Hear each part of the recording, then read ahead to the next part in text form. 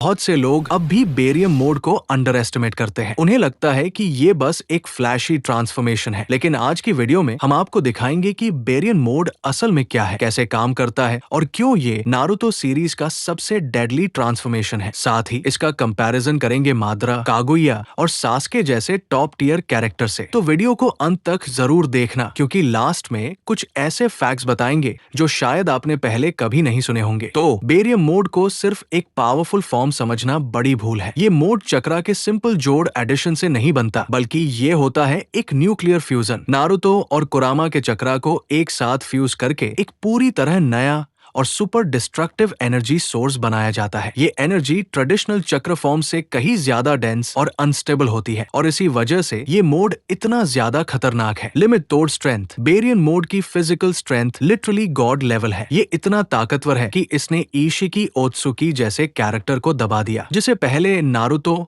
और सासुके दोनों मिलकर भी नहीं हिला पा रहे थे। बैरियन मोड के हर एक पंच में सिर्फ ब्रूट फोर्स नहीं, बल्कि एक खास लाइफ ड्रेनिंग इफेक्ट होता है, जो सामने वाले की लाइफ स्पैन को डायरेक्टली कम कर देता है। नारुतो का स्पीड और रिफ्लेक्स इस मोड में इतना हाई होता है कि इशिकी जैसी एंटिटी की टेक्निक्स, जैसे उसकी रॉड्स जो सस्के जैसी शरिंगान और रिन्नेगा यूजर तक को नहीं दिख रही थी, वो भी नारुतो आसानी से पकड़ लेता है। बैरियन मोड की इंस्टिंक्टिव रिएक्शन एबिलिटी इतनी एनहांस्ड है कि वो फ्यूचर मूव्स को प्रेडिक्ट कर पाता है, almost like precognition. Life draining ability, underrated लेकिन डेडलीस्ट पावर। बैरियन मोड की सबसे डरावनी एबिलिटी है इसका लाइफ ड्रेन इफेक्ट। कोई भी फिजिकल कांटेक्ट, चाहे वो एक हल्का टच क्यों न हो, सामने वाले की लाइफ स्पैन कम कर देता है। ये एबिलिटी किसी भी फिजिकल ड्यूरेबिलिटी, चक्र डिफेंस और यहाँ तक की रिजेनरेशन को बाईपास कर देती है। इसका मतलब कागुया जैसी नियर इमॉर्टल बीइंग तक इसके सामने वल्नरेबल हो जाती है। Combat style, precision based fight. Baryon mode में नारुतो का कॉम्बैट स्टाइल पूरी तरह बदल जाता है। अब वो ब्रूट फोर्स और शैडो क्लोन स्पैमर नहीं है। Baryon mode forces him to fight like a strategist. हर पंच कैलकुलेटेड होता है, हर मूवमेंट जरूरी होता है, कोई भी चक्र